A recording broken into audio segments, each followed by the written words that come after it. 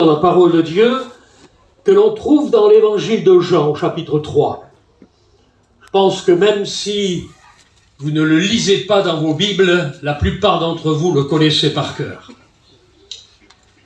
Nous commençons au verset 1 où il est dit ceci. Il y eut un homme d'entre les pharisiens nommé Nicodème, un chef des Juifs, qui vint, lui, auprès de Jésus de nuit et lui dit « Rabbi », c'est-à-dire maître, nous savons que tu es un docteur venu de Dieu, car personne ne peut faire les miracles que tu fais si Dieu n'est avec lui. Jésus lui répondit, en vérité, je te le dis, si un homme ne naît de nouveau, il ne peut voir le royaume de Dieu. Nicodème lui dit, mais comment un homme peut-il naître quand il est vieux? Peut-il entrer dans le sein de sa mère et renaître? Jésus répondit, en vérité, je te le dis, si un homme ne naît d'eau et d'esprit, il ne peut entrer dans le royaume de Dieu. Ce qui est né de la chair est chair, et ce qui est né de l'esprit est esprit. Ne t'étonne pas de ce que je t'ai dit, il faut que vous naissiez de nouveau. Le vent souffle où il veut, et tu en entends le bruit, mais tu ne sais ni d'où il vient, ni où il va. Il en est ainsi de tout homme qui est né de l'esprit. Nicodème lui dit, mais comment cela peut-il se faire? Jésus lui répondit, tu es toi docteur d'Israël, et tu ne sais pas ces choses. Tu es toi, Nicodème, docteur d'Israël, et tu ne sais pas ces choses. Alors en lisant ce texte, je me suis posé la question, qu'est-ce que Nicodème aurait dû savoir? Jésus paraît étonné en posant cette question à un docteur de la loi, un érudit, un homme qui connaît les 39 livres de l'Ancien Testament, puisque les 27 livres plutôt du Nouveau Testament n'ont pas encore été écrits. Les 4 évangiles, les actes des apôtres, les épîtres de Paul, de Pierre, et bien sûr le livre de l'Apocalypse n'ont pas été écrits encore à cette époque, puisque Jésus était en train d'accomplir ce que nous lisons dans les évangiles. Mais l'Ancien Testament était écrit. 39 livres qui composent l'Ancien Testament, depuis le livre de la Genèse jusqu'au dernier livre de l'Ancien Testament, le livre du prophète Malachie. En passant bien sûr par le Pentateuque, les 5 livres écrits par Moïse, puis le livre de Josué, le livre des juges, le livre de Samuel, le livre des rois, le livre des prophètes, les psaumes, les livres des proverbes, tous les livres que vous connaissez lorsque vous ouvrez la parole de Dieu et que vous lisez l'Ancien Testament. Nicodème était un érudit. Il connaissait les 635 commandements. C'était pas n'importe quoi. Nous avons l'habitude de parler des 10 commandements de Dieu. Mais les érudits du temps de Nicodème, du temps de l'Ancienne Alliance, ces docteurs de la loi, ces pharisiens, ces enseignants, connaissaient les 635 commandements et s'efforçaient de les mettre en pratique. Il y avait 365 commandements négatifs. Tu ne feras pas ceci, tu ne feras pas cela, tu ne feras pas, tu n'agiras pas. Des commandements négatifs qui pesaient sur le peuple d'Israël. Et puis il y avait heureusement, malgré tout, 248 commandements positifs qui étaient des ordonnances pour mettre en pratique éventuellement tout le système religieux du peuple d'Israël. Il aurait dû connaître quelque chose. Tout en connaissant toutes ces choses, il lui manquait une connaissance. L'essentiel lui échappait. Il ne savait pas que les livres qu'il lisait tous les jours, qu'il enseignait au peuple, dans ces livres-là, il y avait 330 promesses, 330 prophéties, 330 révélations messianiques qui annonçaient la venue de Jésus. Il y avait devant lui comme un voile. Nicodème, Nicodème, tu as un voile sur les yeux, tu ne connais pas pas ces choses, tu ne réalises pas les temps que tu es en train de vivre. Tout ce que tu as étudié, tout ce que tu as regardé, tout ce que tu as admiré, toutes les prophéties sur lesquelles tes regards se sont posés, mais elles se sont réalisées aujourd'hui. Je suis celui qui réalise, qui a accompli la parole. Les 330 prophéties messianiques sont devant tes yeux. Tu as un voile sur les yeux. C'est ce que dira l'apôtre Paul dans la 2e épître aux Corinthiens au chapitre 3. Ils sondent les Écritures, mais ils ont un voile sur les yeux. Ils ne peuvent pas comprendre, ils ne peuvent pas comprendre, ils ne peuvent pas voir la réalité de la réalisation des prophéties messianiques, un voile sur les yeux. Et la Bible dit, et c'est Paul qui le répète, dans ce même texte que je vous cite, le voile est ôté lorsqu'on se convertit à Jésus-Christ. Le plus petit des chrétiens ici, lorsqu'il lit l'Ancien Testament, lorsqu'il lit Ésaïe 53, ou le psaume 22, ou tant d'autres prophéties de l'Ancien Testament, qui nous révèlent Christ, qui nous révèlent la personne de Jésus, les souffrances de Jésus, la raison de sa venue, son retour en gloire, comme dans Zacharie. Laissez-moi vous dire une chose, le moindre des petits chrétiens, ses yeux se portent sur la réalisation prophétique de l'Ancien Testament. Nicodème, Nicodème, ne sais-tu pas, Nicodème, que même dans l'Ancien Testament, il y a des hommes qui ont expérimenté la nouvelle naissance? Peut-être que je vais choquer certains d'entre vous, mais laissez-moi vous dire une chose. Nicodème ne connaissait pas les évangiles, il ne connaissait pas Jean 3,16, il était face à celui qui lui révélait la parole. Mais il ne connaissait pas les textes que nous sommes aujourd'hui et que nous connaissons aujourd'hui par la grâce de Dieu, parce qu'ils nous ont été révélés, parce qu'ils ont été écrits par les apôtres et par des hommes de Dieu, qui nous expliquent les Écritures. À l'époque, il n'y avait rien. Et pourtant, Jésus se servait des Écritures. Il se servait de l'Ancien Testament. Ne sais-tu pas qu'il est écrit? Il est écrit dans le livre des prophètes. Il est écrit dans la Torah.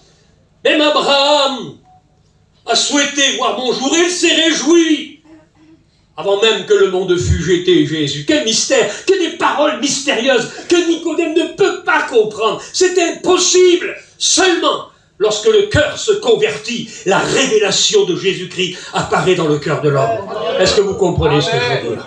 Lorsque le cœur se convertit, ce n'est pas une question de changement de religion, mais c'est une affaire de cœur. La nouvelle naissance. Nicodème, ne sais-tu pas que Abraham a vécu la nouvelle naissance? Alors peut-être que certains théologiens parmi nous vont sauter sur leur chaise en se disant, mais comment peux-tu parler de nouvelle naissance dans l'Ancien Testament? Mais oui, justement. Regardez, dans le livre de la Genèse, chapitre 17, verset 3, Abraham reçoit la révélation de Dieu. Il est envahi d'un amour pour Dieu, d'une passion pour Dieu. Et que va-t-il faire? La Bible dit qu'il a tout abandonné. Il a abandonné son père, il a abandonné sa famille, sa terre, sa ville. Il a abandonné ses racines. Il a tout abandonné pour suivre et partir à l'aventure vers un Dieu qui lui a donné une révélation et qui lui a fait des promesses.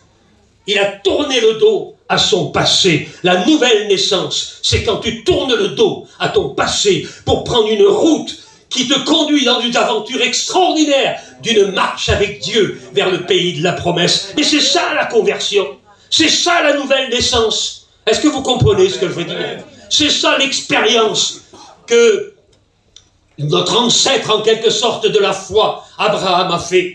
C'est par la foi, il a saisi les promesses de Dieu. Il a tourné le dos à son passé. Quand on se convertit, on tourne le dos à son passé. Lorsqu'on essaye de toujours garder le passé avec soi, comme les Hébreux qui avaient gardé dans leur bouche le goût des oignons et le goût des ail lorsqu'ils étaient esclaves en Égypte, ça c'est pas la conversion. La conversion, c'est un retour sur soi-même. C'est une métanoïa. C'est un changement de direction. Avant on allait par là, aujourd'hui on s'en va droit en direction de Dieu. Est-ce que vous comprenez? Et c'est ça la nouvelle naissance. Et Abraham a vécu cette expérience. Et la Bible dit que, au fond, parce qu'Abraham a eu ce cœur, cette volonté, ce désir de suivre Dieu, de marcher avec Dieu, Dieu l'a accompagné tout au long de sa vie. Il a eu même la chance, le privilège d'avoir Dieu sous sa tente. l'ange de l'Éternel est venu partager un repas avec lui. Il ne pouvait rien lui cacher. Cacherai-je à Abraham ce que je vais faire? Cacherai-je à Abraham? Laisse-moi te dire une chose, la conversion, c'est lorsque Dieu ne te cache plus rien, mais te révèle les grandeurs de l'Évangile. Cacherai-je? Il ne te cache rien. Il suffit que tu plonges tes regards dans la parole de Dieu, toi qui es converti, toi qui es né de nouveau, pour voir en plein jour toute la révélation de son amour et de sa grâce. C'est ça, la conversion. Je voudrais vous parler de notre homme, Nicodème. Nicodème, tu ne connais pas ces choses. Tu ne sais pas ce que c'est que d'être de nouveau. Pourtant, la Bible parle d'un homme qui a vécu la nouvelle naissance. Ton ancêtre, le père des 12 tribus, Jacob. Il suffit de lire, Nicodème, dans le chapitre 32 et au verset 30 de ce livre de la Genèse. Jacob était un tordu, un vaurien, un menteur, un usurpateur, un tricheur. Il avait tous les défauts de la terre. Il ressemblait au pire des voyageurs. Laissez-moi vous dire une chose. Un jour, alors qu'il fuyait son frère, il se trouva seul.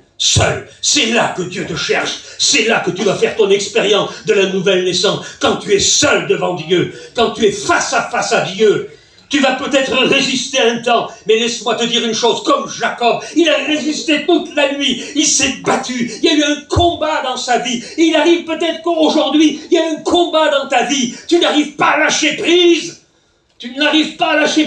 comme dit ce cantique, et c'est au moment où Jacob a lâché prise, et qu'il s'est laissé vaincre par Dieu, que Dieu a changé sa vie, Dieu a transformé Jacob. Est-ce que vous comprenez? C'est ça, la nouvelle naissance. Nicodème, Jacob a vécu la nouvelle naissance. Parce que la nouvelle naissance, c'est quand tu rencontres Dieu et que toute chose devienne nouvelle. Comme l'apôtre Paul le rappelle dans l'Épître aux Corinthiens. Il dit, si quelqu'un est en Christ, il est une nouvelle créature. C'est plus le même. Je connais des hommes qui étaient des tordus, des piliers, des comptoirs dans les boissons qui n'en finissaient plus, des vies dépravées, ou même des rejetés dans les prisons, les pires qu'il peut y avoir. Ces hommes-là ont été changés, bouleversés par la puissance de Dieu. Mais c'est ça la conversion. Parmi nous, il y en a eu des Jacob. Il y en a eu des menteurs, des tricheurs, des voleurs qui ont été transformés par une rencontre intime et personnelle avec Dieu. Nicodème, mais c'est ça la nouvelle naissance. Lorsqu'un homme rencontre Dieu, qu'il est cassé, qu'il est brisé, mais qu'il se relève en disant « Ah, j'avais entendu parler de toi, mais maintenant mon œil t'a vu !» Est-ce que vous comprenez ce que je veux dire? Voilà ce que c'est que la conversion. C'est ça, la conversion. C'est ça, la nouvelle naissance. La conversion et la nouvelle naissance, c'est une rencontre avec Dieu qui bouleverse et change ta vie. Laisse-moi te dire une chose, si ta vie n'a pas été bouleversée, c'est que tu n'es pas converti. Si ta vie n'a pas été changée, c'est que tu n'as pas vécu la nouvelle naissance. Alors laisse-toi pénétrer par les mains de Dieu, laisse-toi briser, laisse-toi extirper de ta vieille nature pour vivre un homme nouveau en Jésus-Christ. C'est ça, la conversion. Nous pourrions parler de notre homme, que l'on trouve dans le livre de l'Exode au chapitre 3, Moïse.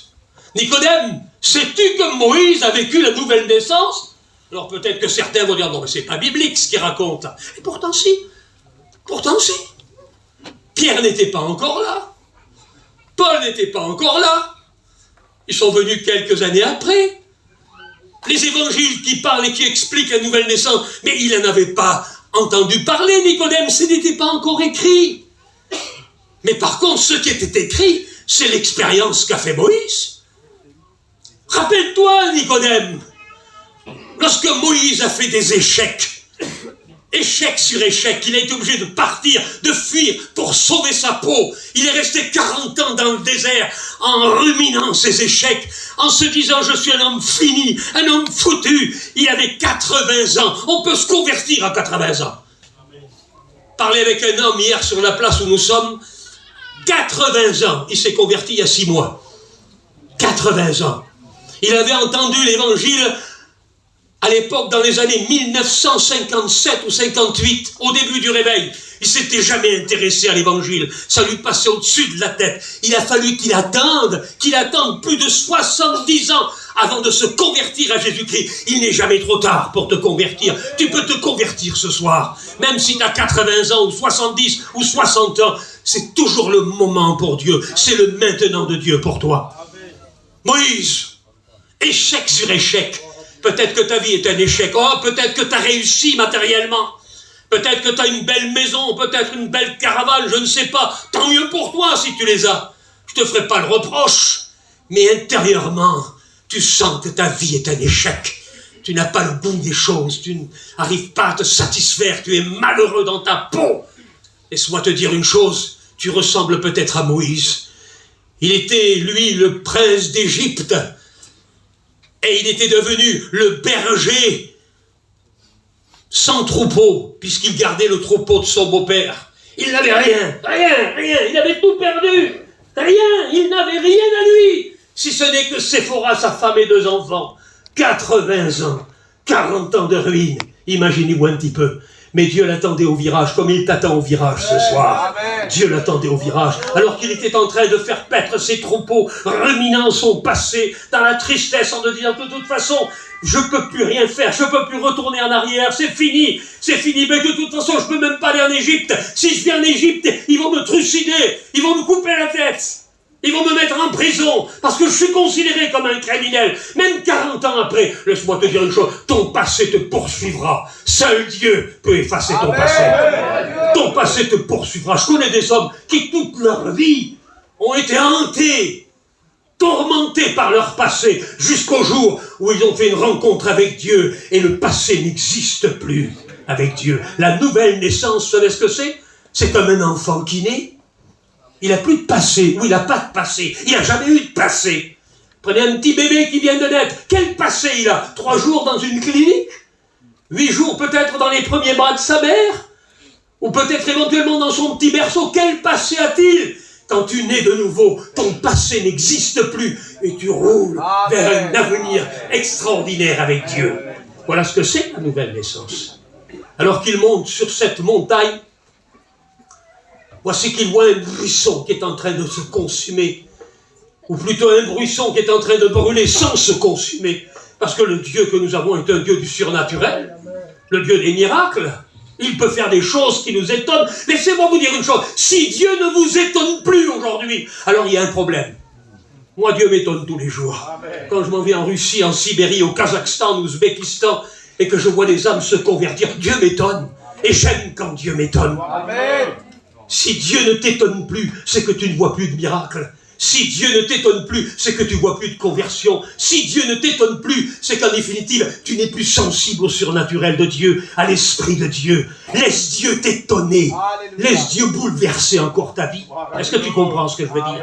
Alors Moïse est là, devant ce spectacle extraordinaire d'un buisson qui brûle sans se consumer. Il va dire, il va bien s'arrêter ce buisson. Et il brûle. Alors il s'approche par curiosité. Peut-être que tu es là par curiosité ce soir. Tu t'es dit, ça c'est un prédicateur que j'ai jamais entendu. Par curiosité, je vais voir ce qu'il raconte ce prédicateur. Mais la curiosité, quelquefois, est bonne. Amen. Curiosité est bonne, elle peut te conduire à Jésus ce soir. Amen. Ta curiosité. Il s'approche et une voix sort de ce buisson. Des crépitements, des flammes de ce buisson. Une voix sort. Moïse, Moïse. Il l'appelle par son nom. La nouvelle naissance, c'est quand Dieu commence à appeler par ton nom. Parce que c'est une affaire personnelle, c'est une affaire intime, c'est une affaire entre toi et lui. Ça ne concerne pas ta mère, ton frère, ta sœur, ta femme. Ça te concerne à toi. Individuellement, ça te concerne à toi. Il t'appelle par ton nom ce soir. Moi, je ne connais pas ton nom, mais lui, il connaît. Il connaît tes larmes, il connaît tes souffrances, tes peines. Il sait quand tu te mets la tête sous l'oreiller pour pleurer et que personne t'entend. Il le sait, il connaît, et il a un plan pour toi. Moïse, Moïse, ôte les sandales de tes pieds, car le lieu où tu te tiens est une terre sainte. Vous savez ce que c'est que la nouvelle naissance? Je vais vous le dire en 2 mots. C'est lorsque vous rencontrez le Dieu saint, et que le lieu où vous rencontrez Dieu est une terre sainte. Laissez-moi vous dire une chose, Dieu est saint. Dieu est saint, et il nous invite à sa sainteté. par le sang précieux de Jésus. Nicodème, Nicodème, tu ne connais pas ces choses. Tu ne sais pas que la vie de Moïse a été bouleversée le jour où il a rencontré le Dieu saint dans sa vie. Ce Dieu qui a bouleversé sa vie, changé sa vie. Et lui a donné le courage, la force de repartir en Égypte sur les ordres de Dieu avec un bâton, mais avec la puissance de Dieu pour délivrer le peuple d'Israël. C'est ça la nouvelle naissance. C'est être un homme nouveau, un homme régénéré. Il avait 80 ans, il est parti qu'un homme de 40 ans, avec les mêmes forces, c'était plus le même. Dieu renouvelle la force, renouvelle le courage, Dieu renouvelle la raison de vivre, Dieu renouvelle l'espoir, Dieu renouvelle la force dont nous avons besoin. Mais c'est ça la conversion. C'est quand Dieu prend en main ta vie, quand il te prend en charge, et que tu n'es plus le même, même la famille le voit. Mais qu'est-ce qui s'est passé? Qu'est-ce qu'il a fait? C'est plus le même. Je le reconnais plus. Bien sûr, tu ne peux pas le reconnaître. Sa vie a été changée, transformée. Il est animé du Dieu saint dans sa vie. Nicodème, la conversion de Moïse, c'est sa rencontre avec la sainteté de Dieu. Nous, pauvres misérables pécheurs, impies, salis par des péchés de toutes sortes, de misères de toutes sortes, le sang précieux de Jésus nous rend participants de la sainteté de Dieu. Mais c'est ça la nouvelle naissance. Est-ce que vous comprenez ce que je veux dire? Nicodème, Nicodème, tu connais le peuple d'Israël? Bien sûr, c'est mon peuple. Sais-tu qu'Israël est passé par la nouvelle naissance? Mais comment ça? C'est-à-dire, je ne comprends pas ce que tu veux dire. Oui, le peuple d'Israël est passé par la nouvelle naissance. 430 ans d'esclavage, 430 ans de chaînes, 430 ans d'un labeur terrible à fabriquer des briques sans paille sous les coups des Égyptiens, à fabriquer les pyramides, à fabriquer les plus beaux monuments que l'on retrouve encore en Égypte aujourd'hui. Israël dans l'esclavage, dans les larmes, dans la souffrance, dans le désespoir, criant, implorant Dieu. Mais Dieu avait fait une promesse. Dieu visiterait son peuple. Laisse-moi te dire une chose qui te concerne. Dieu a fait une promesse. Il visitera ton cœur. Et il te bénira.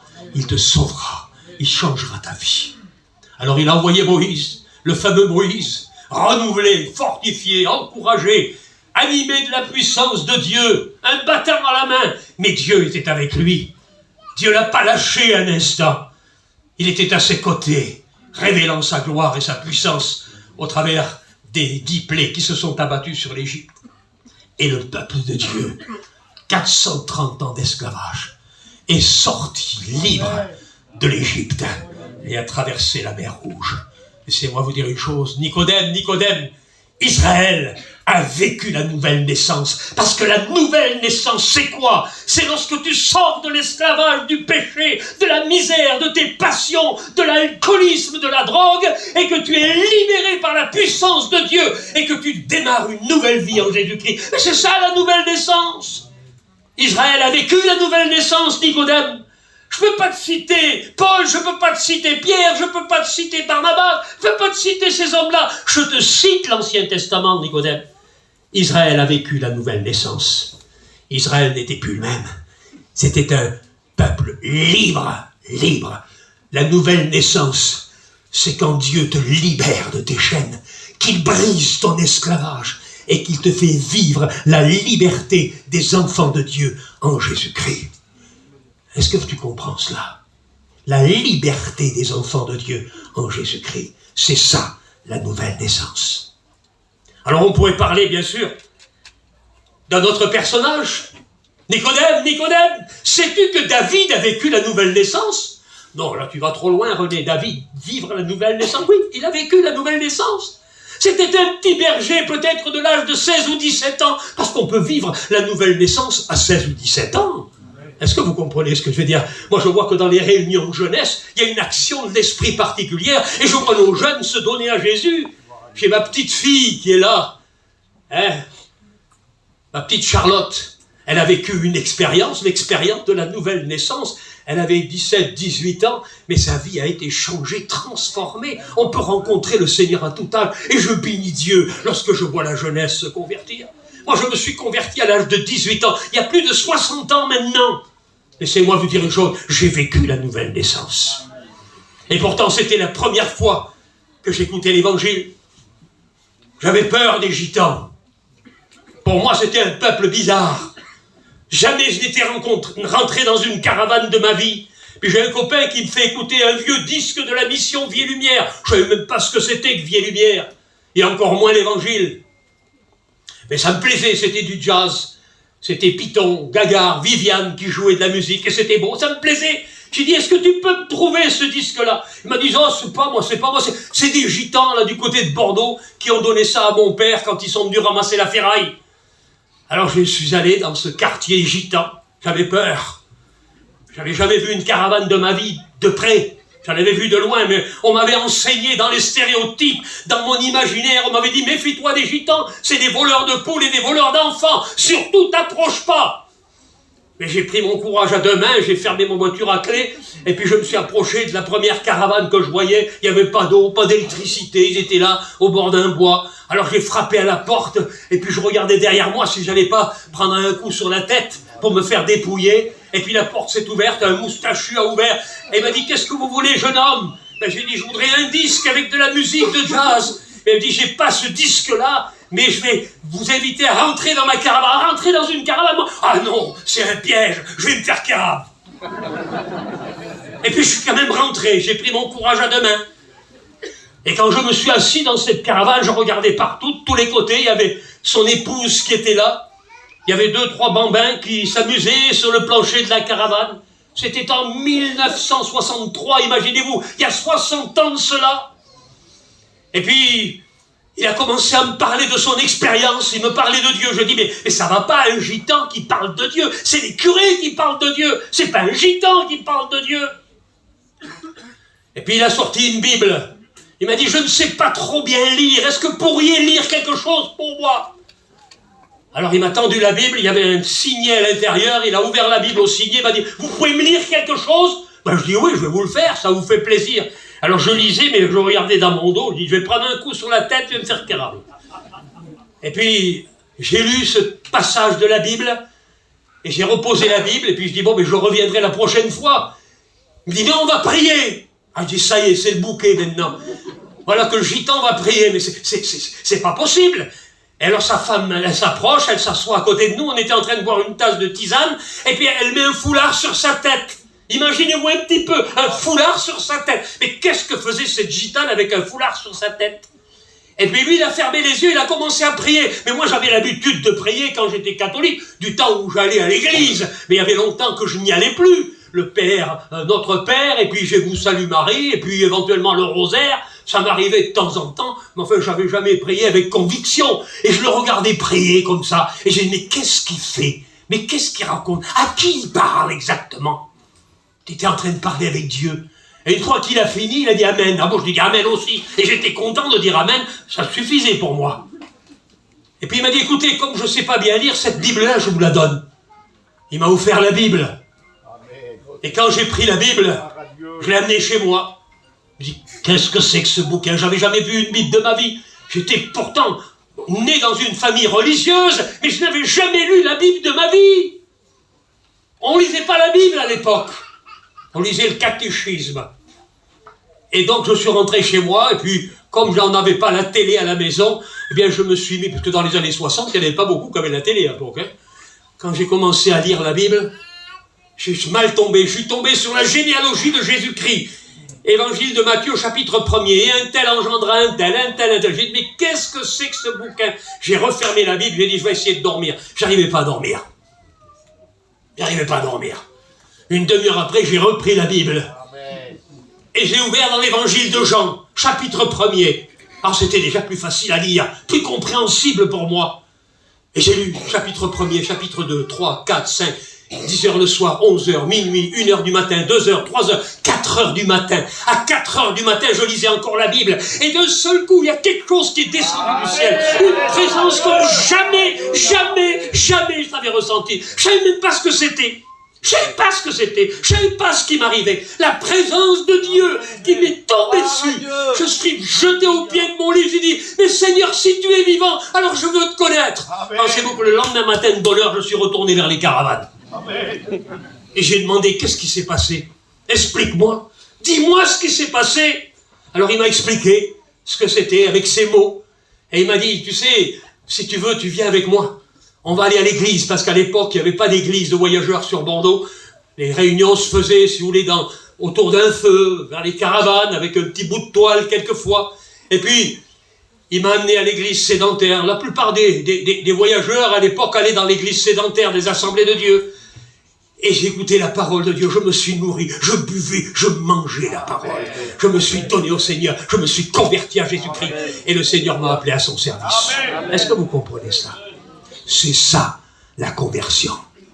Quand vous êtes face à face avec Dieu et qu'il touche votre cœur, qu'il brise et que votre passé disparaît et qu'il vous donne à vivre une vie nouvelle. C'est ça, la conversion. David le petit berger, il va vivre la nouvelle naissance. Vous savez comment? Je vais vous le dire en 2 mots. Dieu a bouleversé sa vie. Et comment? Il a été appelé par Samuel. Il est venu dans la maison de son père, il se demandait ce qui se passait. Et Samuel s'est approché de lui et Dieu lui a dit, c'est lui, oins-le. Il a pris sa fiole d'huile et il a oint d'huile David. Et la Bible dit qu'à partir de ce moment, David ne fut plus jamais le même. Laisse-moi te dire, Nicodème, lorsque le Saint-Esprit vient sur toi, lorsque tu nais d'eau et d'esprit, d'onction, tu n'es plus le même. Et tu ne seras plus jamais le même. Cette nuit-là, pour moi, avec mes faiblesses, avec mes trébuchements, je me suis pris, ça arrive quelquefois comme chacun d'entre nous, les pieds dans le tapis de temps en temps. Ça fait 60 ans que je suis chrétien. Vous croyez que je suis parfait? Je me prends les pieds de le tapis encore. Peut-être que c'est parce que je vieillis aussi, que je suis un peu bancal maintenant. C'est pour ça que je me prends peut-être les pieds dans le tapis encore plus qu'avant. Mais laissez-moi vous dire une chose. Il a fait une chose extraordinaire. Le jour où l'onction est venue sur moi, le jour où le Saint-Esprit est descendu dans ma vie, le jour où la puissance de Dieu est venue sur moi, je n'ai plus jamais été le même. J'avais plus la même vision des choses, j'avais plus les mêmes désirs, j'avais plus la même envie, j'avais plus les mêmes au fond, les mêmes passions, tout était différent. Si quelqu'un est en Christ, il est une nouvelle créature, mes collègues. Est-ce que vous comprenez cela? David a vécu un changement radical dans sa vie lorsque le Saint-Esprit est venu dans son cœur. C'est ça, la conversion. Alors, Nicodème, on pourrait parler de notre homme. Pourtant, c'est un homme d'une qualité extraordinaire. Nicodème, tu connais Job? Oui, je connais Job. Ah, mais c'est l'exemple de ma vie. Un homme droit, un homme sincère, un homme honnête, un homme à qui on ne pouvait rien reprocher. Il était parfait dans tous les domaines de sa vie. Et pourtant, après tant d'épreuves, tant de difficultés, il a fait une expérience que l'on pourrait considérer comme une nouvelle naissance. Dans le chapitre 42 de son livre, au verset 5, savez-vous ce qu'il dit? Regardez ce qu'il dit. Lui, l'homme juste, l'homme intègre, l'homme droit. Ah, c'est ça qui fait le bruit. L'homme juste, l'homme intègre, l'homme droit, l'homme irréprochable, après avoir fait une expérience avec Dieu, au travers de l'épreuve de sa vie, que va-t-il dire? Seigneur, avant, mon oreille avait entendu parler de toi, mais maintenant, mon œil t'a vu. La nouvelle naissance, c'est pas seulement entendre parler de Dieu, comme tu le fais peut-être ce soir. C'est pas seulement entendre réunion après réunion, mission après mission, convention après convention, entendre parler de Dieu. C'est pas ça. C'est pas ça qui va te sauver. Ce qui va te sauver, c'est lorsque ton œil voit, ton œil spirituel, l'œil de ton cœur, voit Dieu lui-même. J'ai vu Dieu face à face, disait Jacob, et mon âme a été sauvée. Est-ce que vous comprenez cela? J'ai vu Dieu face à face. C'est voir Dieu face à face. La nouvelle naissance, la conversion, c'est quand tu vois Dieu face à face. Parce que la conversion, c'est une affaire entre toi et Dieu. Toi et Dieu. C'est ça la nouvelle naissance. Est-ce que tu comprends, Nicodème? Peut-être qu'il y a des Nicodèmes parmi nous. Et je voudrais vous dire que la nouvelle naissance, la conversion, c'est une rencontre intime et personnelle avec Dieu. Si tu ne fais pas cette rencontre, tu pourras venir à toutes les réunions, essayer d'être un chrétien, améliorer ta vie. Non, améliorer ta vie, tu n'y arriveras jamais, jamais, jamais, jamais. Tu feras des efforts. Mais Christ te propose autre chose. De devenir une nouvelle créature. Un homme nouveau. Un homme né de Dieu. Un homme né de Dieu. Savez-vous que pour Abraham comme pour Jacob, Dieu a changé leur identité. Abraham s'appelait Abraham et Dieu l'appelait Abraham. Il a changé son nom. Jacob s'appelait Jacob et Dieu l'a appelé Israël, celui qui est béni par Dieu. Laisse-moi te dire une chose, il a changé mon nom. Je m'appelle toujours René sur mes papiers. Mais autrefois, je m'appelais pécheur, misérable. Aujourd'hui, parce que je crois en lui, comme dit l'évangile de Jean, à tous ceux qui l'ont reçu et qui croient en son nom, il a donné le pouvoir de posséder une nouvelle identité, celle d'enfant de Dieu. C'est ça la nouvelle naissance. C'est ça, la nouvelle naissance. C'est ça, la nouvelle naissance. Alors j'aimerais, avec vous, parce que je voudrais quand même conclure, le temps passe vite, lire un texte dans le livre d'Ézéchiel. Et ça aurait dû sauter aux yeux de notre ami Nicodème. Et je vais lui rappeler ce soir. Nicodème, Nicodème, toi qui connais la loi, toi qui l'enseignes aux autres, n'as-tu pas lu ce qui est écrit dans le livre d'Ézéchiel au chapitre 36 et au verset 26? Nicodème, rappelle-toi ce que le prophète Ézéchiel a dit.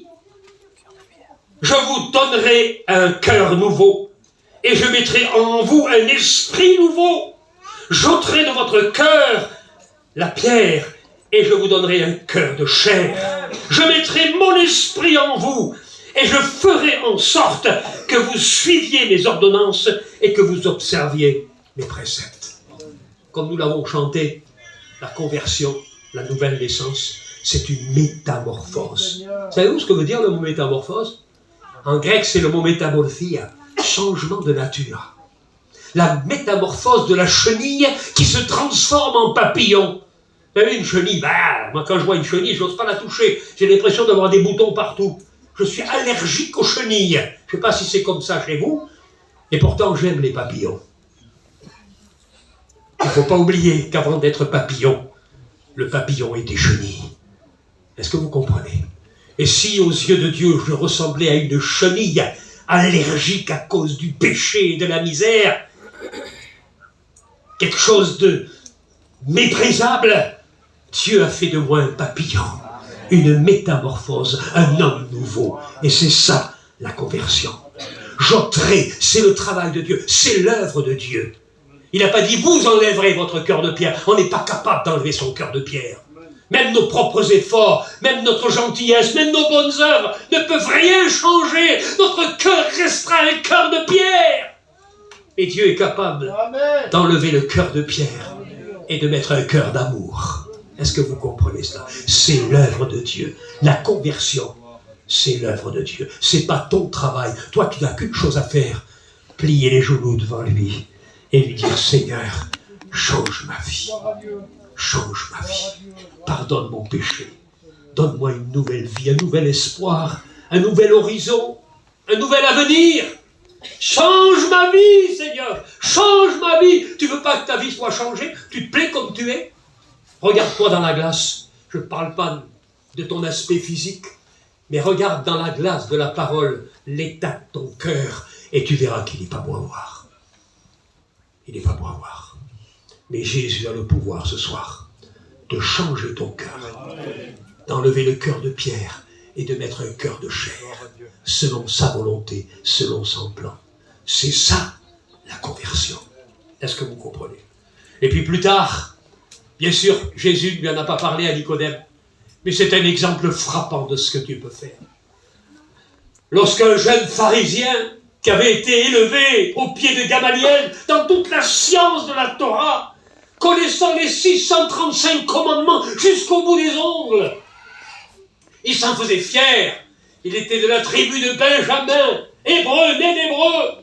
Il avait tout pour lui, le succès, la connaissance. Il avait un avenir tout tracé devant lui.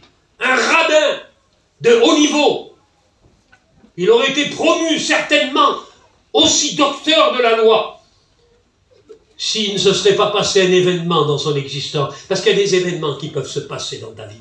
Et ce soir, je voudrais que ce soit le jour où l'événement de ta vie se passe et que Dieu puisse transformer ton cœur et ta vie. Il était fier. Il venait pour accomplir pour son peuple et pour sa religion des méfaits en arrêtant les chrétiens de cette nouvelle secte qu'on appelle secte de Jésus. Alors qu'il était en chemin, il a eu la révélation de Christ. Je suis Jésus que tu persécutes. Il a été brisé, cassé en 1000 morceaux. Il s'est retrouvé par terre, dans les larmes, aveuglé par la puissance de Dieu. Que faut-il faire? Mais qui es-tu? Qui es-tu? Et ce jour-là, la vie de Paul, Saul de Tarse, a été changée, bouleversée par la puissance de Dieu. Laisse-toi bouleverser par Dieu ce soir. Laisse-toi changer, laisse-toi briser, laisse-toi casser. Ce n'est pas une cassure pour te détruire, c'est une cassure pour faire de toi un nouveau vase. Un vase d'honneur, un vase de gloire, un vase de parfum qui monte jusqu'au trône de sa grâce. Est-ce que vous comprenez cela? C'est ça, la conversion. C'est ça. Nicodème, Nicodème, je suis celui qui peut t'apporter la vie. Car Dieu a tellement aimé le monde, sans distinction. Voyageurs, sédentaires, juifs, grecs, romains, tout ce que vous voudrez. Il a tellement aimé les hommes qu'il a donné son Fils, afin que quiconque croit est bouleversé par la foi et par la puissance de l'Évangile, par la puissance du sang précieux de Jésus. Quiconque croit reçoit la vie éternelle. Alors on pourrait poser la question et dire, mais Seigneur, mais qui tu es? Mais qui tu es, toi? Qui tu es? Tu fais des miracles, tu fais ceci, tu fais cela, mais qui tu es? C'est Nicodème qui pose la question, mais qui tu es, toi? Mais qu'est-ce que tu es? T'es un docteur venu de Dieu parce que tu fais des miracles? Non, je ne suis pas un docteur. Je suis pas un docteur. Jésus n'est pas venu comme un docteur. Même si éventuellement il fait des miracles, on pourrait considérer qu'il était un docteur, un grand docteur de la médecine, supérieur à tous les médecins, parce que ce que les médecins n'étaient pas capables de faire, Jésus était capable de le faire. Mais laissez-moi vous dire une chose. Nicodème, tu sais qui je suis? Je suis la parole faite chair. Nicodème, je suis le Christ, le Fils du Dieu vivant. Nicodème, je suis le sauveur du monde. Nicodème, je suis l'agneau de Dieu. Nicodème, je suis la porte, et nul ne vient au Père que par moi. Nicodème, je suis le pain de vie. Je suis le pain de vie. Nicodème, je suis la source qui jaillit et qui désaltère. Nicodème, je suis la résurrection et la vie. Nicodème, je suis l'alpha et l'oméga. Nicodème, je suis celui qui a écrasé la tête du serpent. Amen. Réalisation de la prophétie du livre de la Genèse. Nicodème, je suis venu et je reviendrai. Amen. Est-ce que vous croyez cela? Nicodème, je suis venu et je reviendrai. Nicodème, je suis l'époux et vous êtes l'épouse. Nicodème, je suis la tête du corps, et vous êtes le corps, vous êtes l'Église. Nicodème, je suis 3 fois saint. Nicodème, je suis le seul nom qui a été donné aux hommes par lequel nous sommes sauvés. Le nom de qui? De qui? Quel est son nom? Dites-moi quel est son nom. Il y en a qu'un qui le dit. Vous ne connaissez pas son nom? Comment s'appelle-t-il? Plus fort. Comment s'appelle-t-il? Dites-moi son nom. Je suis sourd, criez-le. C'est Jésus, c'est son nom, Jésus, le Fils de Dieu. Nicodème, c'est Jésus, le seul nom qui a été donné aux hommes par lequel nous sommes sauvés. Jésus, le Fils de Dieu, celui qui a été crucifié sur la croix pour nous. par lequel nous sommes sauvés, par le sang duquel nous sommes pardonnés de nos péchés et par lequel nous sommes nés de nouveau par sa grâce. Merci. Que Dieu vous bénisse. Amen. Amen. Amen.